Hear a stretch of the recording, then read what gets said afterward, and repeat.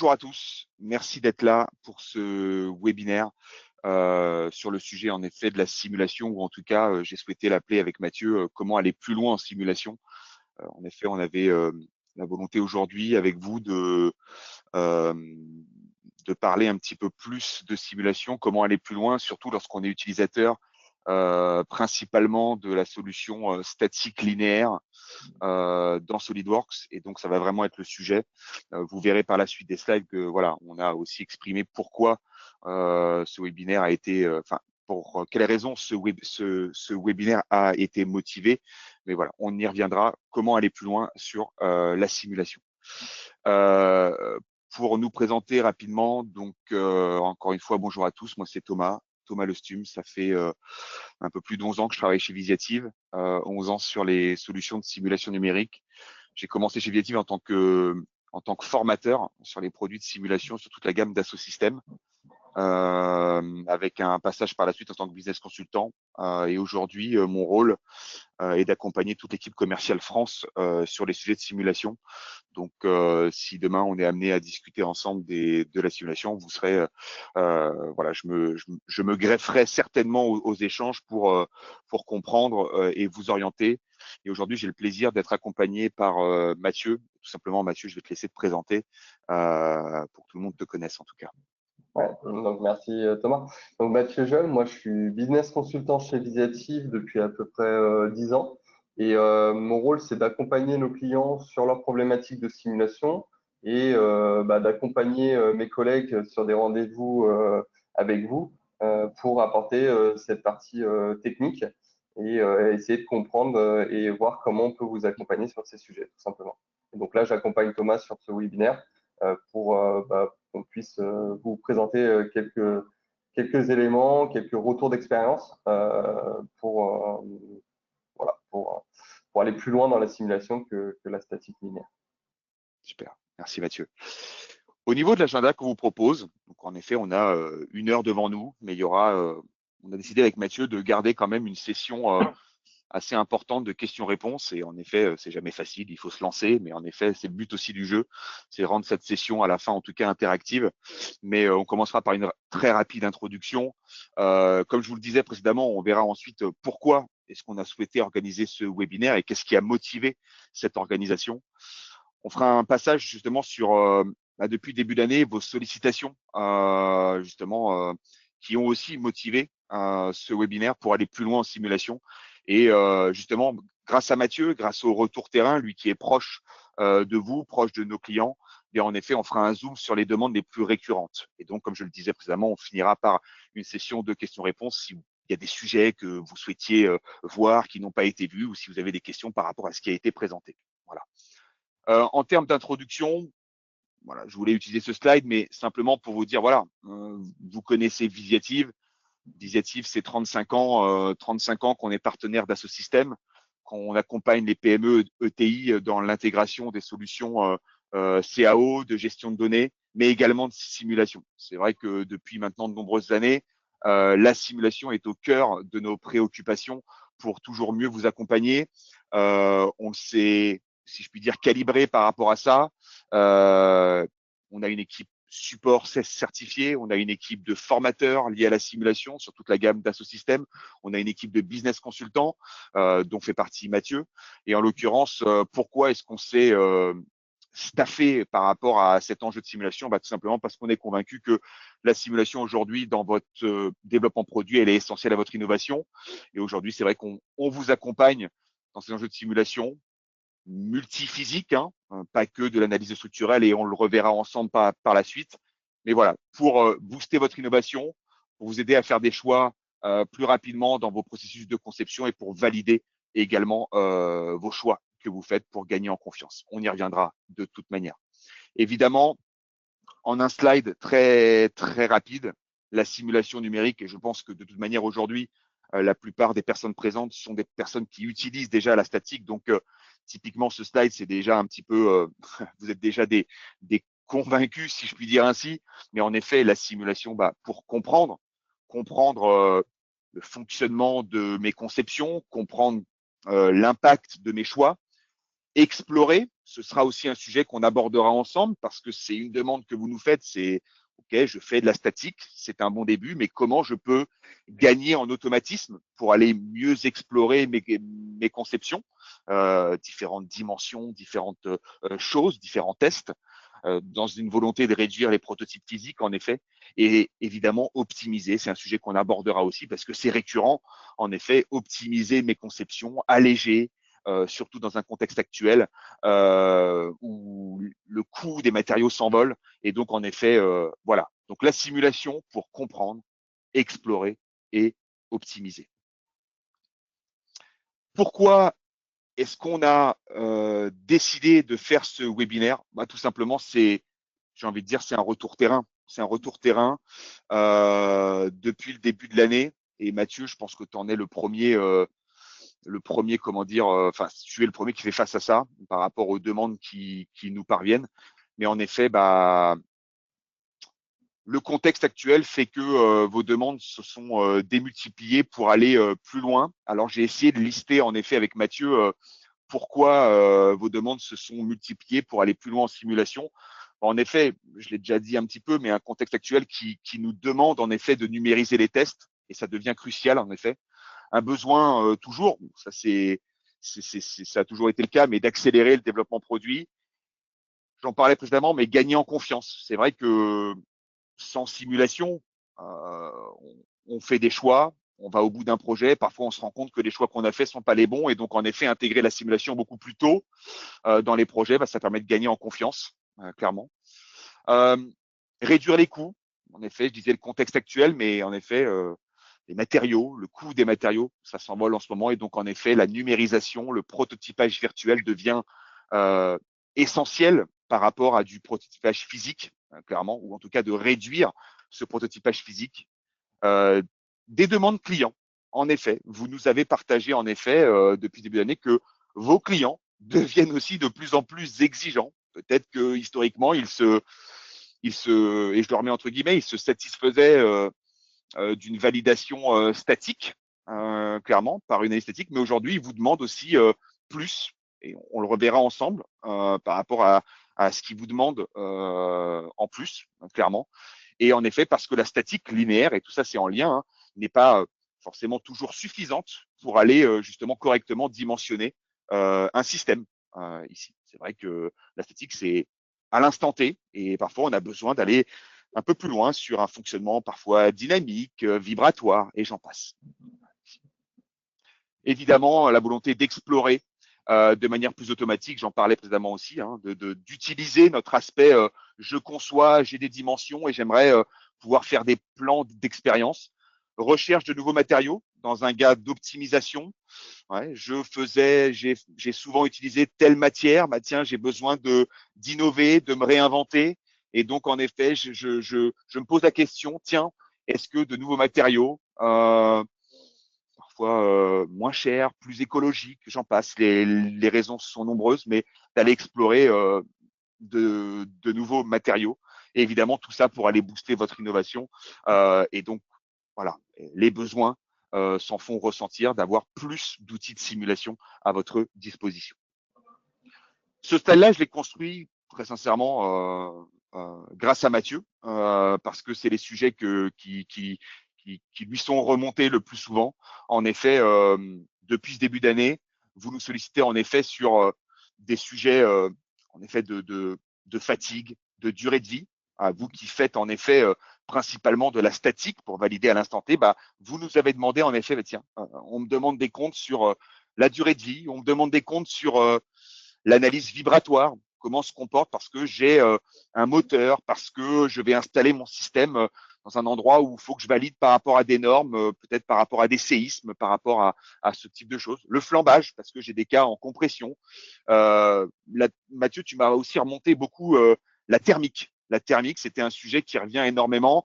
On le reverra ensemble, mais avec ou sans prise en compte d'un fluide, de l'air ou des choses comme ça. Mais en tout cas, le sujet thermique revient beaucoup.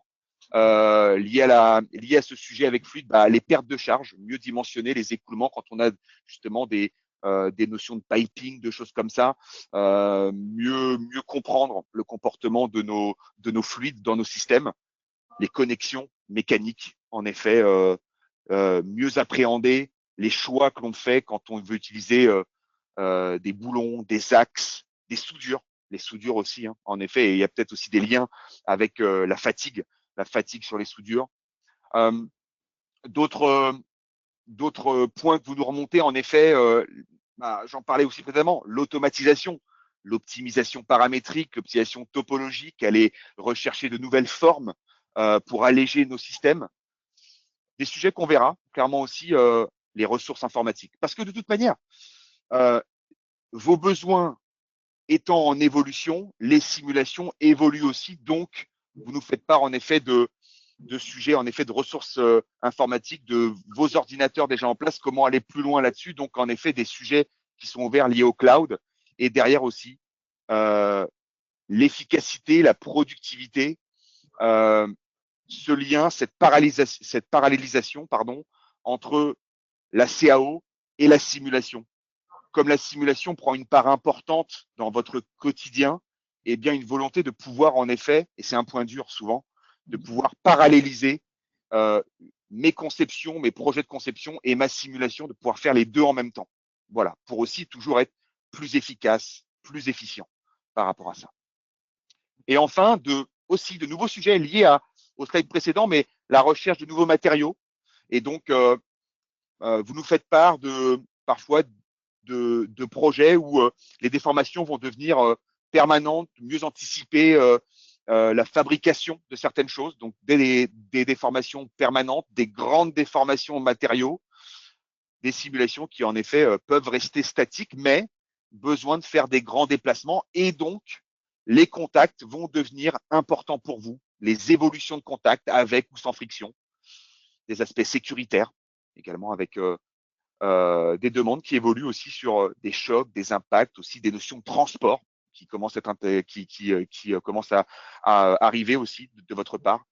Et en effet, l'aspect les certifications dans un autre métier, dans une autre physique, certification électromagnétique, dans ce monde qui devient de plus en plus connecté parce que vous avez parfois des conceptions avec des cartes électroniques, des choses comme ça. Donc, un enjeu financier de numériser clairement ces certifications. Et ça, c'est vraiment un point fort dans justement l'électromagnétisme, clairement.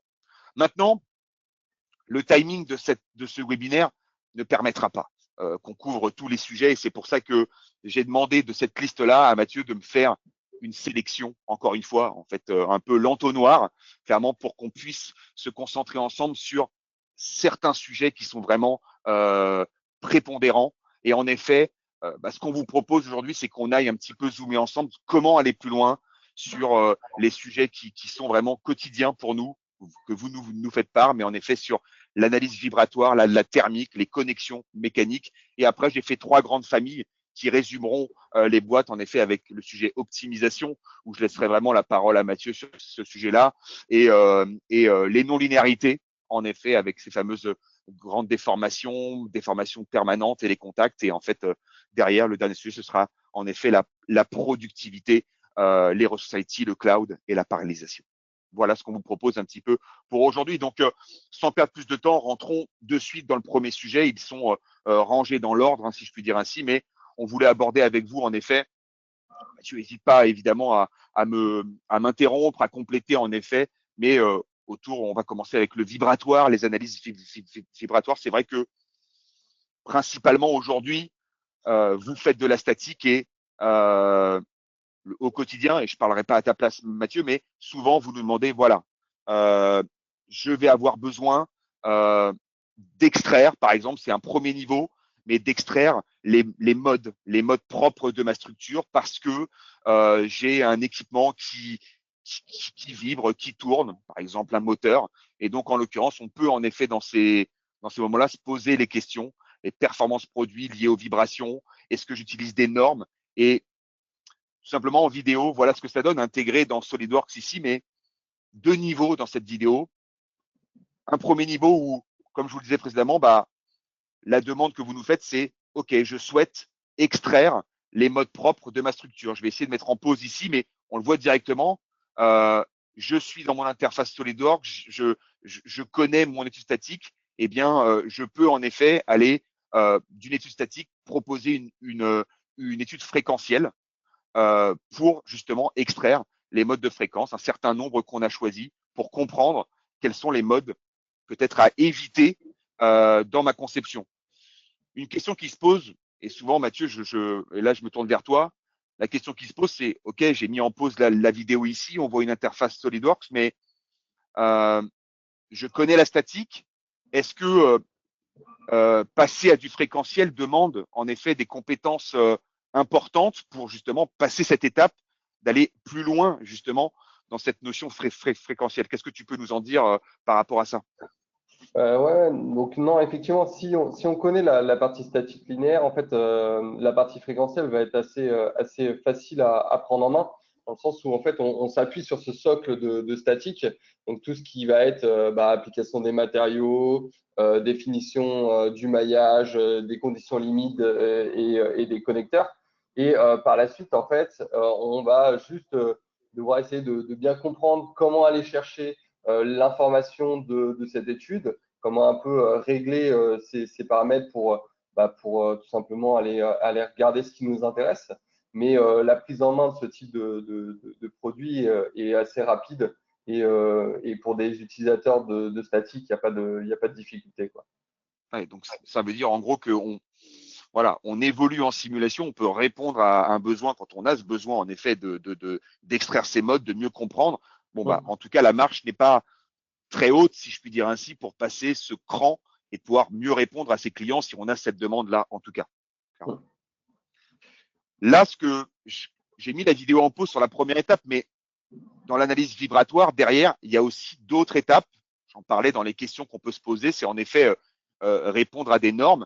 En effet, la vibratoire, il y a une seconde étape, c'est en effet au-delà des modes propres, c'est peut-être en effet d'aller vers des notions un peu plus de dynamique, comprendre, je vais revenir rapidement juste en arrière, mais comprendre en effet les phénomènes d'accélération sur mes structures. Tiens, là, on a un écran, c'est un exemple à nouveau, mais cet écran est fixé au sol, mais qu'est-ce qui se passe en termes vibratoires, en termes amortissement, lorsque j'applique comment dire, une courbe d'accélération à ma structure sur un temps très court et de voir un petit peu comment cette structure va osciller, quelles vont être mes amplitudes. Ça, c'est la seconde étape. Et cette seconde étape, elle peut être aussi complétée lorsque vous avez en effet des notions un petit peu ce qu'on appelle de vibration aléatoire. Vous le voyez en haut ici, hein, random ici, mais quand on a peut-être des choses qui vous parlent, comme tiens, mon client me demande de répondre à des spectres, d'accord, ici, et donc la possibilité en effet d'appliquer ce qu'on appelle des excitations de base sur mes structures et en fait le graphe derrière, c'est tout simplement ce que nous demande la norme pour aller évaluer ce type de choses en vibratoire. Donc c'est vrai, voilà, deux Ouais. niveaux. Enfin, Et, nous, on a l'habitude de distinguer deux niveaux. Excuse-moi, Mathieu, vas-y. ouais, je vais compléter effectivement. Il y a différents clients là, avec qui je travaille qui ont des besoins de ce type-là et qui ont pas forcément les mêmes attentes et les mêmes besoins. On a des clients qui ont besoin uniquement de récupérer tout ce qui est mode propre, fréquence de résonance et derrière récupérer des contraintes et des déplacements suite à ces excitations. Il n'y a pas forcément d'intérêt parce qu'ils savent qu'ils doivent éviter hein, ces fréquences. Et après, on a d'autres clients effectivement qui sont plus soumis, par exemple, à des normes sur lesquelles ils vont nous interroger sur la capacité de SolidWorks à répondre à ces normes. Et via la dynamique, on a cette notion effectivement de choc, de réponse spectrale pour tout ce qui est analyse vibratoire pour le séisme.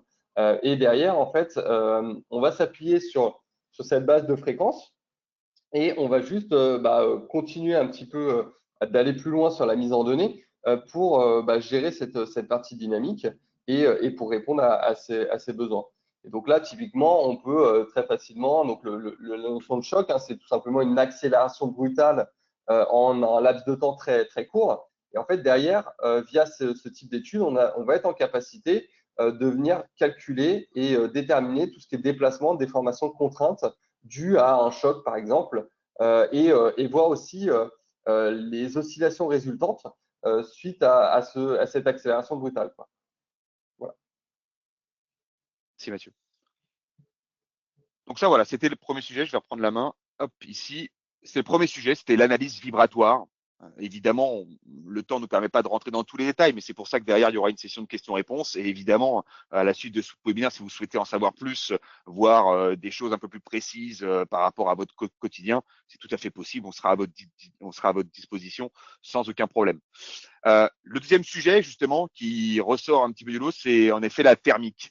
Je fais un pas de côté, peut-être avant de te laisser la parole, Mathieu, hein, parce que c'est vrai que ce sujet-là, c'est toi qui me l'as fait remonter, clairement, mais en l'occurrence, c'est vrai que la thermique, souvent, la question qui se pose en premier lieu, c'est euh, la question que nous posent les clients, c'est je veux faire de la thermique. Bon, sauf que nous, après, on essaie de creuser un petit peu avec vous et on s'est dit, OK, est-ce qu'on va rester simplement sur de la thermique structurelle ou de la thermique, justement, où le fluide doit être pris en compte? En effet, on a les deux possibilités, hein, d'accord, dans la gamme simulation. C'est vrai qu'aujourd'hui, on est plus amené à adresser avec vous des sujets de thermique avec le fluide pour la simple et bonne raison que les notions d'échange avec le fluide engendrent ce qu'on appelle des coefficients de convection. Et souvent, vous avez pas vous ignorez en effet comment va se comporter cet échange. Et c'est vrai que l'aspect thermique avec fluide automatise tout ce travail et donc de mettre en place que l'environnement est plongé dans de l'air à tant de degrés, ça simplifie grandement les choses. Mais Et les enjeux qu'on se pose, oui, ouais, vas-y. et surtout, justement, pour compléter cette notion de coefficient d'échange avec le fluide, des fois, c'est juste très compliqué en fait de le connaître dans le sens où ce fluide-là va interagir avec votre structure, mais ça peut être un vent qui vient s'écraser sur votre modèle ou il y a des ventilateurs à l'intérieur de votre système. Et du coup, tout ça, ça va engendrer en fait des flux qui sont turbulents. Et derrière, tout ce qui va être analyse de convection, ça va être compliqué de le percevoir sans écoulement fluidique. Et donc là, typiquement, c'est ce que montre Thomas. Mais là, voilà, on a la capacité, donc par exemple, là, dans un boîtier électronique, de pouvoir percevoir le mappage thermique de l'ensemble des composants, mais également du fluide à l'intérieur du boîtier électronique et avec soit des boîtiers passifs, donc sans ventilateur, donc juste avec de la convection naturelle où il y a des aérations sur les boîtiers, ou également avec de la convection forcée avec l'utilisation de ventilateurs ou autres systèmes. Donc là, on voit hein, cette notion de thermique sur la partie électronique, mais à savoir qu'on a pas mal de clients qui travaillent aussi sur d'autres systèmes qui ont besoin justement de cette thermique. Par exemple, on a des clients qui doivent réchauffer un système enfin une espèce de qui doivent maintenir un conteneur à une certaine température. Donc, à l'intérieur, il y a tout ce qui est de la ventilation qui va rentrer en jeu avec des résistances qui vont chauffer l'air et des dissipateurs, etc. Ou inversement, on a besoin de venir refroidir des systèmes pour éviter des surchauffes, etc. Donc, il faut vraiment avoir une vision globale de cette notion de thermique. On a beaucoup de clients qui ont cette problématique sur de l'électronique parce que de plus en plus les systèmes embarquent hein, de l'électronique et du coup on a cette notion-là qui devient assez prédominante, mais ce n'est pas réservé à l'électronique. Oui, je pense aussi aux échangeurs. Hein, clairement, dans un côté plus industriel, sans parler d'électronique, les échangeurs thermiques, en effet, de l'air, de l'eau ou autre, hein, clairement, mais mise en place de débit, de pression, mais surtout en fait des conditions initiales de température de ces fluides qui rentrent et qui sortent. Et en effet, parfois des enjeux liés à la sécurité, hein, de comprendre aussi la température extérieure si un utilisateur vient toucher la paroi, voilà, de comprendre aussi cet échange entre fluide et structure. Donc oui, c'est important la pression que tu fais. Là, on a choisi des vidéos sur l'électronique parce qu'en effet, c'est souvent ce domaine-là qu'on est amené à discuter. Mais en l'occurrence, voilà, la thermique peut être vue dans d'autres industries et dans d'autres enjeux, clairement ici. Okay. Donc ça, c'était la partie en effet thermique liée à du fluide. Voilà, deuxième sujet sur lequel on vous accompagne. La suite, c'est les connecteurs. Les connecteurs, c'est vrai que là, c'est en effet, bon bah peut-être que déjà, hein, avec votre utilisation de la statique dans SolidWorks, bah, vous faites des boulons, vous faites des axes. Mais l'idée en fait de cette partie-là, c'est aussi de vous montrer qu'on est en soi aussi capable d'aller plus loin. Et c'est vrai qu'un sujet qui revient souvent en termes de validation de connecteurs, au-delà de ces questions qu'on peut se poser, on avait envie d'adresser avec vous aujourd'hui aussi un sujet qui revient, c'est aussi les connexions mécaniques, clairement. Donc aller plus loin sur les connexions mécaniques, des liens. Euh, Imaginez en fait euh, des glissières, des rotules, c'est comme ça, vraiment des liens mécaniques qu'on ne représenterait pas en CAO, mais dans la simulation, j'ai besoin de mettre ce comportement, ces degrés de liberté entre deux pièces. Donc c'est vrai qu'aujourd'hui, on a des solutions qui permettent en effet d'aller plus loin par rapport à ça, mais surtout connecteurs au niveau aussi soudure. Et en effet, Mathieu, peut-être que tu peux faire quelques commentaires par rapport à ça, parce que ça, c'est assez nouveau, lié aussi à des sujets de fatigue. Mais toi qui as travaillé en effet dans ces connexions soudées, là, on voit une vidéo en effet de ces connecteurs, clairement. Ouais, donc là, ce qu'on voit, c'est un petit Je vais peu revenir en particulier arrière. parce que c'est effectivement la définition de connecteur soudure sur ce cadre de vélo. Mais derrière, c'est aussi, alors si on avance un petit peu, Ça c'est marche. principalement pour pouvoir déterminer aussi cette notion de fatigue au niveau des soudures. Et des technologies qui existent, qui sont un petit peu différentes. Et donc, chez Dassault Systèmes, il y a des systèmes qui permettent d'utiliser des algorithmes pour pouvoir calculer de la fatigue, principalement sur de la soudure. Enfin, pas que sur de la soudure, mais on a des algorithmes pour calculer la fatigue sur les soudures, quoi.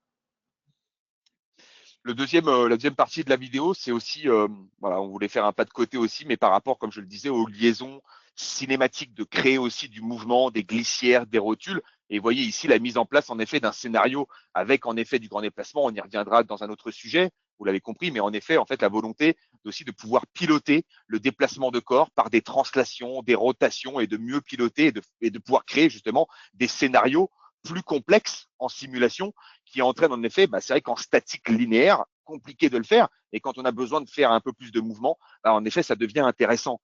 Là, un dernier exemple où je viens mettre en place des barres rigides, des barres rotules, ainsi de suite, des couplages entre les corps, des liens automatiques liés aussi à la soudure, hein, par exemple, hein, ici. Mais voilà, de nouveaux enjeux à disposition pour venir aussi vraiment faire des liens mécaniques. Et c'est vrai que c'est vraiment très, très complet, mais je vous le disais, faire des glissières, des rotules, faire des charnières, faire des joints de cardan sans le représenter en CAO, mais créer un lien, ça devient en effet possible. Et c'est des sollicitations que vous nous demandez pour représenter de manière structurelle aussi des mécanismes, clairement, ici.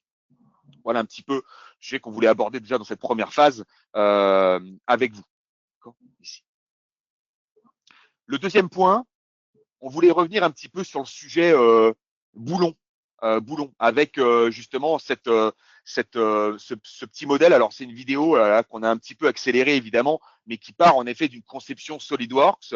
Et en effet, on va venir en effet s'intéresser à la simulation bah, justement de ce connecteur, clairement. Alors oui, ça fait écho à des sujets qu'on verra par la suite, justement à de nouveaux matériaux, ainsi de suite. Mais typiquement, là, j'avais envie qu'on parle un peu de cette vidéo pour la simple et bonne raison que je vais voir un connecteur boulon ici qui va être mis en place pour le serrage, mais souvent, vous nous avez fait part d'une volonté de OK, je serre, je m'intéresse au serrage et à ce qui se passe dans mon boulon, mais j'aimerais bien voir aussi dans une étape par la suite comment évolue mon serrage de ce boulon, c'est-à-dire de pouvoir raconter en fait une histoire dans ma simulation, une séquence. Et c'est en fait ce qui est montré dans ce cas-là, c'est-à-dire que la possibilité au-delà de la préparation, matériaux, maillage, on a accéléré toutes ces parties, la création du connecteur. Derrière, c'est l'histoire qu'on va raconter dans la simulation. Ici, on voit en effet la création du premier chapitre de ma simulation qui va me permettre en effet de venir serrer le boulon. On va arriver à cette étape-là, à ce niveau là ici. Voilà, je vais faire mettre en position. Voilà, première étape, on vient mettre l'effort de serrage sur mon boulon. Mais ensuite, une fois que j'ai serré, on va venir rajouter de nouvelles étapes. Et vous allez le voir ensuite ici, je ferai une pause à un autre moment. Mais dans une seconde étape, je vais m'intéresser à mettre en place mon histoire, par exemple, de thermique. Là, en l'occurrence, ici, c'est des aspects convectifs, ici. Hein. Et finalement, on va terminer une dernière étape. Je vais m'arrêter en pause, hop, ici, voilà, afin que vous compreniez. Mais j'ai une simulation qui va contenir enfin, une histoire complète séparée en 3 étapes où, première étape, je serre mon connecteur. Ensuite, j'applique un comportement thermique et ce comportement thermique est amené à évoluer. Qu'est-ce que ça engendre? Ça engendre que je vais avoir un aspect en effet temporel dans ma simulation, une évolution de contact, et je vais aussi avoir une évolution dans le comportement de mon connecteur. On va le voir par la suite. C'est pour mieux comprendre les phénomènes. Ici, j'avance un petit peu, mais en effet, au-delà du post-traitement, voilà, on va être capable de comprendre derrière comment mon connecteur boulon, ici est affiché le graphe de la force dans le connecteur. Eh bien, on a serré mon connecteur, on a maintenu sa charge pendant l'application de la premier cas thermique, mais ensuite, en appliquant un chargement thermique à l'intérieur, eh bien, il y a eu dilatation du système et donc, en l'occurrence, l'effort dans le connecteur à ce moment-là évolué. Et c'est vrai que ça, en statique, de le comprendre, c'est pas simple et c'est même limite impossible à le faire. Voilà un petit peu un second sujet, comment aller plus loin aussi sur les connecteurs boulons qu'on voulait en effet adresser avec vous.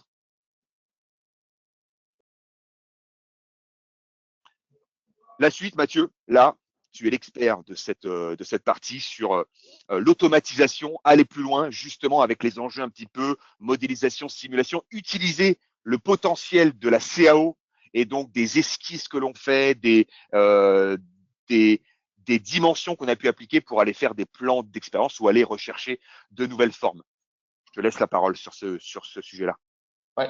Donc souvent, effectivement, on est à la recherche de minimiser des épaisseurs pour gagner de la matière, parce que jusqu'à présent, en fait, on surévaluait un petit peu les dimensions pour se rassurer, euh, voilà, par expérience, ça passe. Donc pourquoi je mettrais pas ça? Mais là, effectivement, dans le contexte actuel, plus on va gagner de la matière, mieux c'est, parce que les matériaux coûtent de plus en plus cher. Et surtout, on a des clients qui demandent aussi d'avoir des systèmes peut-être plus légers. Et donc, ce type d'outils, donc que ce soit l'étude d'optimisation paramétrique ou topologique, va vous aider dans cette voie-là pour justement réduire typiquement la masse. Donc là, par exemple, on a un exemple où on a fait une étude de fatigue sur le vélo, hein, c'est ce qu'on a vu précédemment. Et en fait, on va décider de faire une étude paramétrique. On va définir tout simplement les codes du modèle sur lequel on va pouvoir jouer. Et sur ces codes-là, on va pouvoir définir tout simplement des bornes, donc un minimal, un maximum de valeurs. Et derrière aussi des pas qu'on accepte pour ce type d'analyse. Derrière, ce qui va être pertinent aussi, c'est de définir des limites et un objectif. Donc là, par exemple, on va mettre des limites au niveau des contraintes, des déplacements. On peut mettre des targets, donc des objectifs sur certains éléments. Et on va avoir des outils. Alors, je ne sais pas si Thomas, tu peux faire une petite pause là. Voilà. Bien sûr, bien sûr, bien sûr. Là, ce qui va être intéressant, c'est que souvent, lorsqu'on vient jouer sur les codes du modèle, des fois, ça se passe bien. Des fois, le modèle, il n'est pas d'accord, il explose un petit peu. Et lorsqu'on fait des études paramétriques, ce qui va être intéressant et ce qui va être primordial, c'est que le modèle soit construit correctement. Et donc là, on va avoir des outils. Donc Thomas, tu peux relancer. Des outils qui vont nous permettre avant de lancer le calcul, de venir checker les designs qui passent et ceux qui ne se reconstruisent pas. Et donc là, si on s'arrête 2 minutes sur les résultats, on va observer des points rouges, des points bleus, des points verts. Et donc, les points rouges vont être exclus de l'analyse pour pouvoir se concentrer sur des modèles qui vont se reconstruire correctement. Et une fois qu'on a fait ça, on va pouvoir observer et confronter les différents résultats, les différents shoots de notre simulation pour essayer d'en déterminer la meilleure conception et le logiciel va nous aider. Donc là, typiquement, on a un petit point rouge, là, une petite étoile rouge.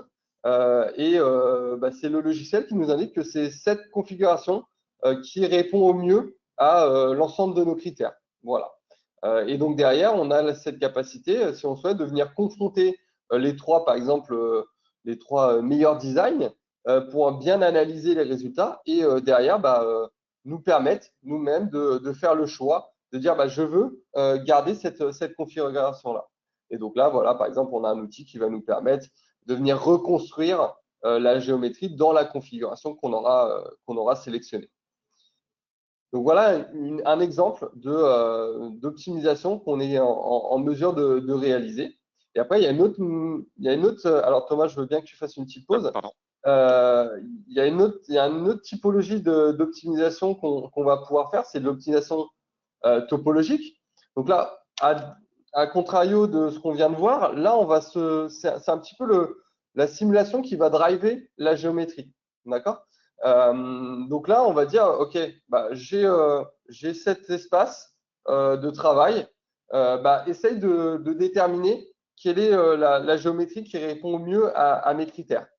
Et ce qui va être intéressant dans cette typologie d'études, ouais, Thomas, tu peux relancer, c'est qu'en fait, ça peut très bien fonctionner sur des pièces massives, comme on peut voir sur cet exemple. Donc là, on voit une pièce, un bloc qui va être creusé, etc.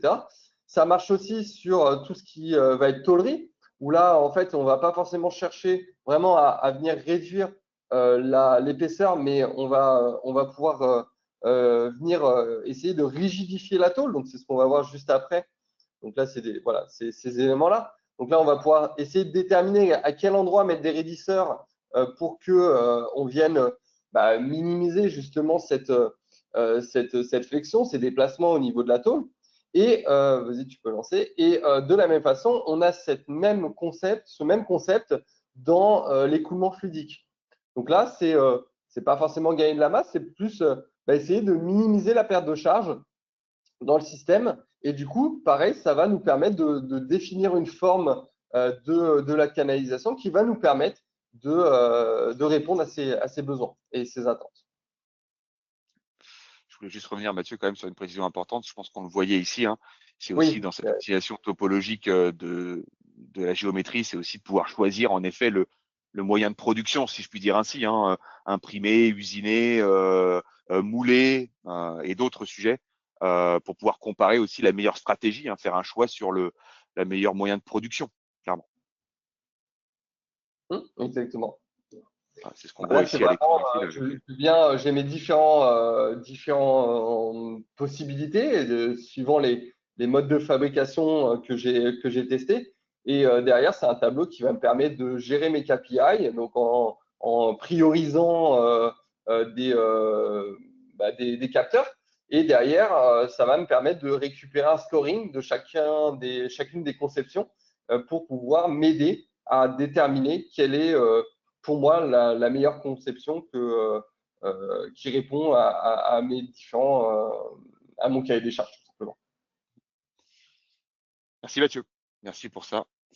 Le sujet suivant, voilà, un sujet, comme je vous l'exprimais, voilà, qui commence à être de plus en plus, puisque rapidement, quand on est utilisateur de la statique, bon, on en parlait aussi précédemment dans l'introduction, mais oui, j'arrive à faire des contacts, comment dire, où je libère les degrés de liberté en statique, mais dès que ce contact doit évoluer, là, malheureusement, on arrive très rapidement à des enjeux non linéaires. C'est pour ça que c'est un sujet qu'on adresse souvent dans les besoins que vous nous avez exprimés, ces sujets non linéaires. Vous l'avez compris, ou pas, et c'est pour ça que je vais le dire, mais en l'occurrence, il y a trois grandes familles, si je puis dire ainsi, enfin, il y a trois grands types de non-linéarité. Il y a les non-linéarités, évidemment, matériaux, parce que je cherche de nouveaux matériaux, des matériaux qui vont avoir des grandes déformations. Il y a aussi la plasticité, hein, sûrement liée aux matériaux, hein, parce que je vais rentrer dans plus que le domaine linéaire, je vais rentrer dans ce domaine justement plastique de la matière, que ce soit local ou de manière plus large. Il y a les grands déplacements, mais il y a aussi en effet cette notion non linéaire d'évolution de contact avec les frictions, si on les prend en compte ou non. Donc tout ça, ce sont des sujets qu'on a pu aborder aussi avec vous pour aller aussi plus loin en simulation parce que je souhaite adresser ce type de besoin. Bon, on a choisi quelques exemples, mais en effet, l'aide à la fabrication, anticiper le design des outils. Donc en effet, sur le forming de tôle, j'ai eu et on a eu des demandes liées à anticiper les cintrages. Beaucoup dans des clients qui font par exemple les garde-corps. Je reviens un petit peu en arrière, mais voilà, anticiper les phénomènes de cintrage.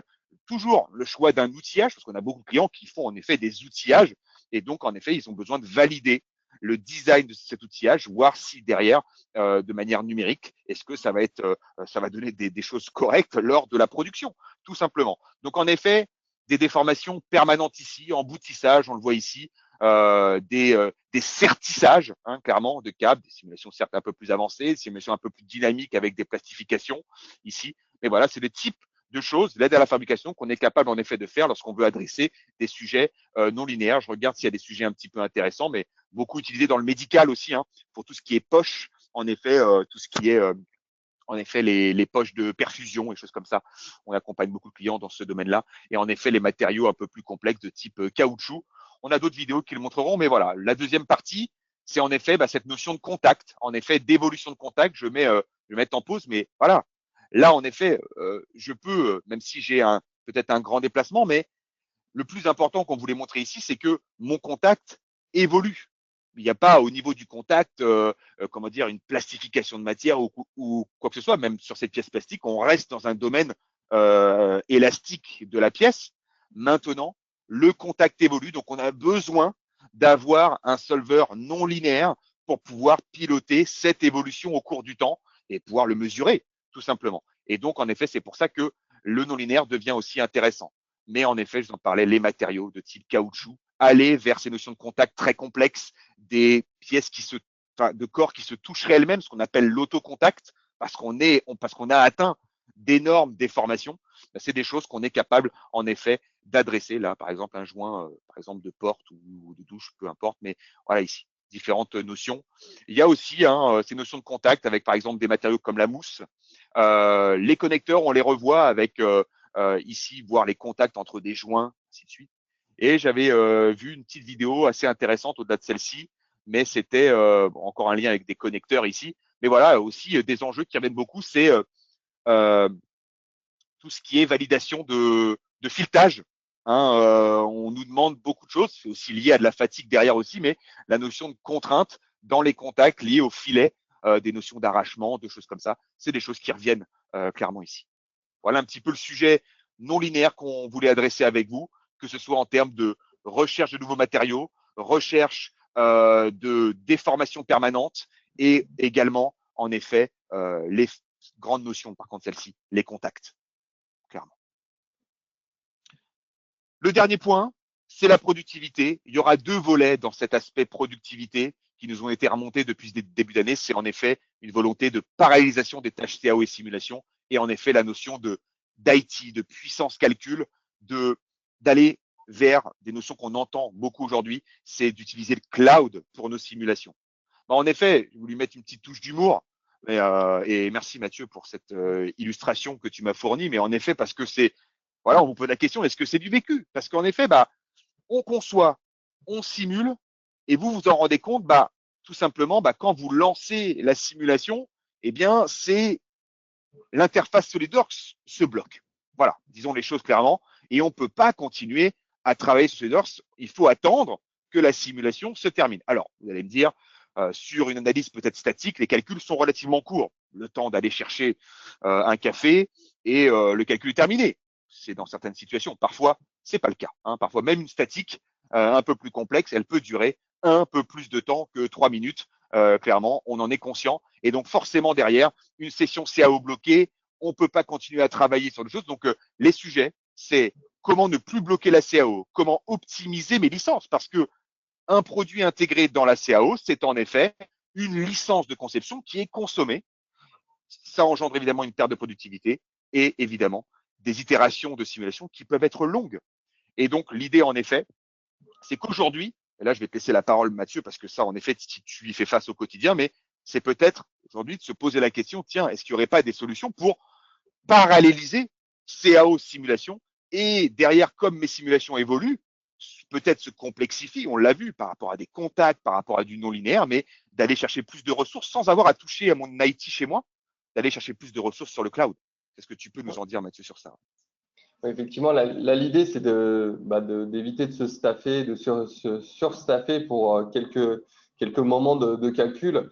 Le cloud, là, cloud computing, hein, comme on peut voir à l'écran là, l'idée, c'est de pouvoir l'utiliser au besoin et tout ça de façon rapide, virtuelle et sans avoir besoin justement de rajouter des ressources informatiques en local, quoi. Et donc là, typiquement, c'est un cas d'application qu'on peut voir, mais on a la capacité soit de lancer en local notre calcul, mais on a aussi cette capacité de venir choisir le cloud computing. Et avec le cloud computing, on va pouvoir, bon là en local, on peut choisir le nombre de cœurs, hein, par exemple, avec cette solution, sur combien de cœurs on souhaite lancer le calcul. Mais avec le cloud, on a cette capacité de venir aller chercher encore plus de ressources que ce qu'on pourrait avoir en interne. Et donc là, par exemple, on a la capacité d'aller même jusqu'à 192 cœurs, par exemple, si on veut et si on a Ouais. les finances potentiellement.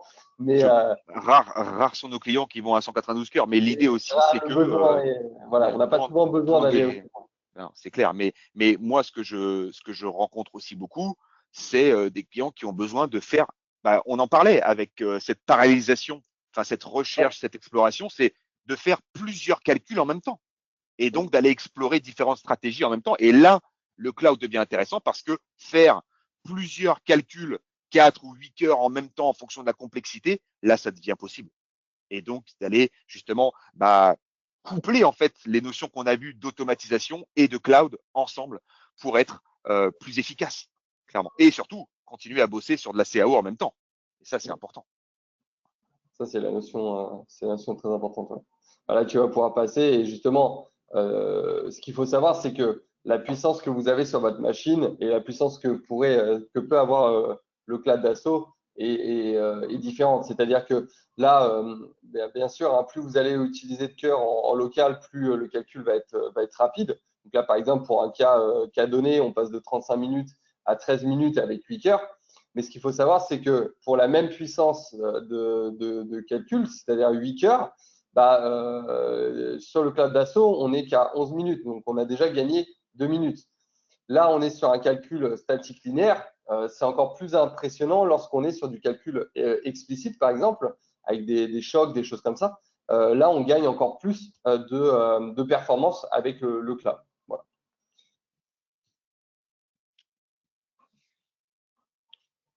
Petit résumé, Mathieu. Bon, en tout cas, c'est les choses que tu as dit, mais en tout cas, voilà. Évidemment, le cloud aujourd'hui, c'est une demande que vous nous faites pour justement paralléliser, continuer et gagner en productivité.